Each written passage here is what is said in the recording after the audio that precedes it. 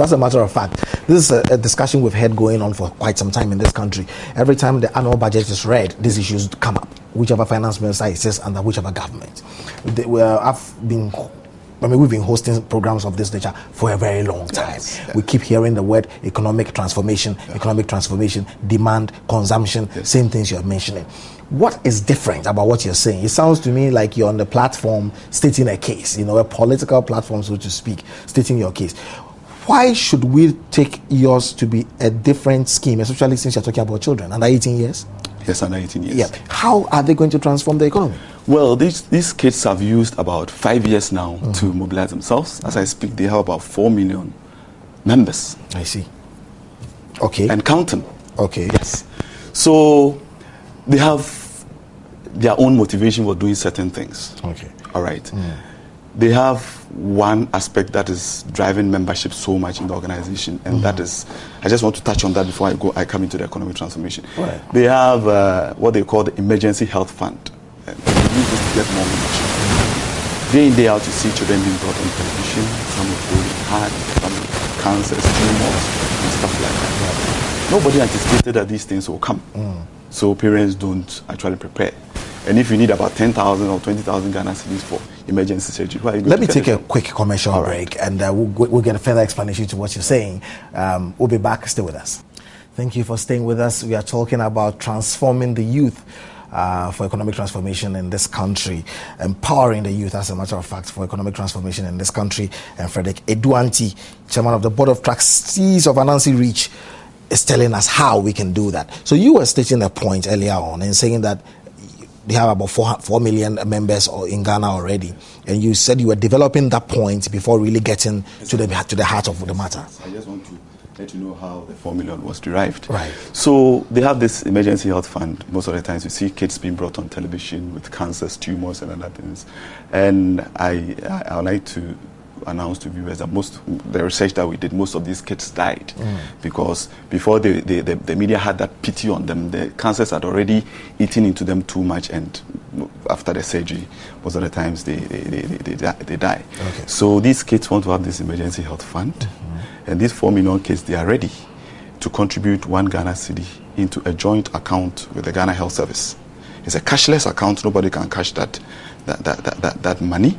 So that I need to understand that. How much is involved again? 1 Ghana cedi per head. 1 Ghana cedis per head? Yes. If each child out of the 4 million, you get 4 million Ghana cedis? 4 million Ghana cedis, which is 40 billion old Ghana cedis. Okay, but when you said cashless, what do you mean by cashless? You cannot sign and cash. Okay. It can only be wired from that account to a hospital, a facility that's going to provide the service. Okay. So let's say if this kid A goes to National Cardiothoracic Center and they diagnose hole in heart and they have to do surgery. Yes. The next thing for the mother to do is to try and bring the child on television and start crying for people to donate. Okay. Most of the time people donate and it trickles in little by little. By the time the surgery is done, this child is already weak and they usually die. So if this 4 million Ghana cedis in that account is in that account as an Anansi member, you have your ID card. So once they diagnose you and your mother starts crying and shouting, you just tell your mom to keep quiet. You bring out your ID card. Is that only for members? For members, yes. Only for members. For members. I see. You bring out the ID card. You give it to the cardiothoracic center. That arrangement is already. They'll call the emergency number on the ID card. It will come to our headquarters. We'll check from our database to be sure that this child is a member. Right? They will communicate back to the DG's office, Director General of Ghana Health Service office, that one of our members is here in this hospital and this is the situation that the child is in. Okay. Right? All right. Then you communicate back to the facility that they should initiate treatment immediately because this child is a member of this organization and they have this amount of money sitting there. They shouldn't even let the child go home. They should initiate treatment immediately, and the money will be wired into that facilities. So basically, from what you're saying, yes, it's good for the children to be members. Exactly. As far as health is concerned. Health is concerned. Does it go beyond health? I use this to tell you how we got the 4 million, and parents are so much enthused because I don't think. But I think it's also important to get the answer to the question I asked. Basically, how is that transformation coming about? Yes. So with the membership now settled, let's go to that one. I'm going to. It will be very difficult maybe to explain it as it is. So I'm taking one example, a live example. Now, these kids have decided that they are going to use rice as one of, they have about 13 products that they are going to embark on. They're going to use rice as one of the things that they are going to use to transform the economy of this country. And they've targeted the 3 northern regions and the Volta region and some parts of the Brong-Ahafo region. Okay. Now, these 4 million children and counting, we are doing a massive membership drive from now to the end of December. And we hope to attain about 8 million by the end of the year. Right. These 4 million children are saying that every Wednesday here in Ghana, they are going to take to school a plate of local rice. Right. This plate of local rice, and you know, parents, they are not wicked that they will say, fine, if we are cooking local rice, we'll cook it for only the children. On that day, almost everybody in the house will eat it. So we are looking at, from our calculation, we are looking at about 7.2 million plates of local rice being eaten every Wednesday here in Ghana, which translates to about 48,000 bags, right, of local rice being eaten every Wednesday here in Ghana. Okay. Aveime rice, when we did our checks, at their peak, they will produce 31,000 a year. 31,000 bags a year. That's if all the machines are working. We require 48,000 bags a week. So it means we need about 71, 73 times Aveime. So how is it going to happen? All right. So the kids are saying that any company or any business that's going to produce 48,000 bags a week is a very lucrative business. So they are not going to allow somebody else to produce it, and they will give that person money. So they themselves want to own that business. So what they've asked me to do, and we are actually working with some assemblies, is to cost. One, we are registering all the youth in these districts that I talked about. Right? Youth. Not children. No, youth. Good. Right. The children are going to be the shareholders of the company, and the youth, their senior brothers, are going to be the workers. And starting from the graduates, the university graduates and the polytechnic graduates, what they are saying is that as a graduate, you are not supposed to be just a worker. You are even supposed to employ somebody. So come together of, let's say, 2 university graduates and 3 polytechnic graduates. Then they help you to register as a company. All right. So we do that across the country. Now, the kids are saying that we should work with assemblies to know... Rice companies? No, the assemblies. No, I'm saying that you're asking that graduates should come together. Together, yes. Companies to produce rice? To produce rice. Okay. All right. So we are registering these graduates and registering unskilled and semi-skilled labor as well, those who haven't been to school. Right. So what we are doing now is that we are calculating how much it will cost to produce all this 48,000, the number of tractors that we need, the number of combine harvesters that we need, the number of planters that we need, the number of seeds, chemicals, everything that we need, right?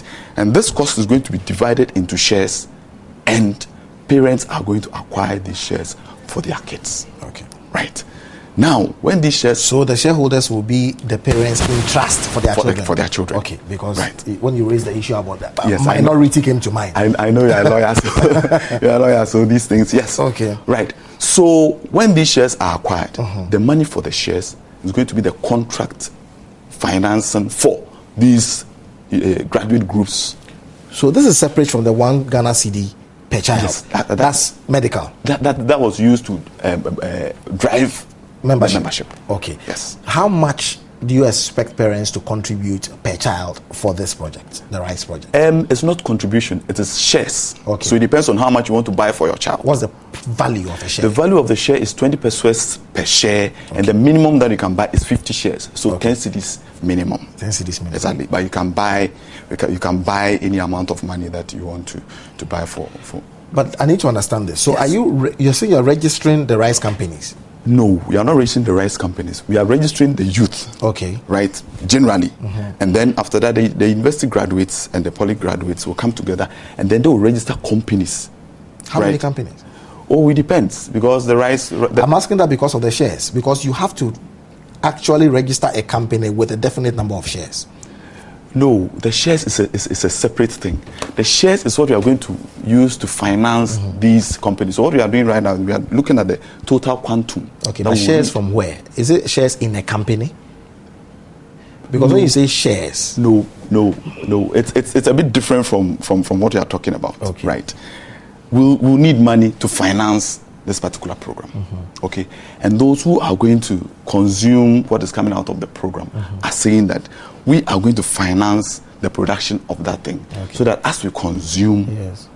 and the business grows, Yes. then what we are putting as shares will be growing. So they won't just be eating the product, but the more they eat, the more the company will be growing, and the more their shares will also be growing. Okay, I think that is because of the term shares you use, which is causing the confusion. Well, okay, maybe. So it's more like a contribution. It's or they call it I've forgotten. Okay, There's we another. can deal with that. There's something financing. I've forgotten. Okay. Maybe Okay. Yeah. So that is how it's going to be. So every child in Ghana is going to have a stake in the production of rice in the north. Okay. A stake in the production of rice in Volta region, so that the government will not have to be begging people to eat made in Ghana rice, because they are the owners of the company that is producing the rice. And they'll be consuming it. And the more you consume, the more your shares grow. Okay. So if you're a child of 5 years now, and your father buys shares in your name, let's say a million, 100 Ghana cedis or 200 Ghana cedis, Right. by the time you are 15 years old, even if your father is not alive, at least your shares would have grown, appreciated up to, okay, I'm still using the shares, but the contribution, okay. the contribution would have grown, appreciated up to a level that you can even continue your education without the help of anybody else. It sounds very theoretical, don't you think? It doesn't. It doesn't. Maybe it sounds, but it is not. We have piloted this thing for 5 years now, and there are some little programs that are currently ongoing. Tell me about some of them. Yes, there are some farmers, right? There are some farmers who are currently doing groundnuts. Okay. Yes, in the northern region. There are some few children from 2 schools, right, financed in that way. And as soon as the groundnuts were ready, the kids were there to take the groundnuts off the farmers. Okay. Right, and then pay the farmers. So whatever they give to the farmers now, I think the second year or so, whatever they give to the farmer is paying that little by little from the buying that the kids are doing. And as I speak, I think the farmer has even paid more than 70%. So to what use do the kids put the granules that they buy? Well, for now, they are just taking it for their moms. Okay. They are just taking it for their moms. All right. But the 13 products that we are talking about, they are going to process some of them. This in Katia Boga thing and stuff like that. They are going to have something like cornflakes, right? They have a special drink that they are going to have. This rice that they are going to produce, they are even going to process some into rice pops. This Rice Krispies Right. kind of thing. Yeah. So, but for the pilot program, it's just a small one that they just took the product. And let me tell you what brought about the idea. Okay. The founders of this organization are 2 children, and when they founded this organization, they were 11 and 9. Okay. Very brilliant children. If there's time later, I'll tell you some of the things that they've done. They were traveling to Upper West region, and they stopped at Bandang Kwanta, right, where there's this ancient mosque. It's a very beautiful mosque, and they stopped to look at the mosque. And there was this woman who was selling groundnuts. And she had this little child crawling and was coughing profusely. So the smaller of the 2, the boy, he was 9 years then, asked, but why is it that this child, they have lived all their lives in Accra, they don't know about these hardships and stuff. So he didn't understand why there was a child who was sick and hadn't been taken to hospital. Because for them, when they cough once, they have to be sent to the hospital. And they learned that it's because the mom was too poor to send the child to hospital. Then said, but the woman is selling granules. Then he paused and said, if these granules, and there were flies all over the granules, if these granules were prepared very well without flies, I would have bought some for the woman to get money to send the child to hospital. That is what started this idea of this economic transfer. So when they came back and they were conversing with their friends, it came up that if only the people in these small communities, these poor people could produce things that we needed, and in a way that will attract us, we'll encourage our friends to buy those things so that they can get some money, at least to take care of themselves and take care of their kids. Right. So this whole idea came up that it is because we are not patronizing the goods of poor people that they are still poor. And it is because the poor people are not processing their things very well to attract us that we also don't what? We also don't patronize those things. You understand? So this economic transformation program, like the rice one, for example, is that they are financing them so that they can produce quality rice and not the one with stones and other things. Okay.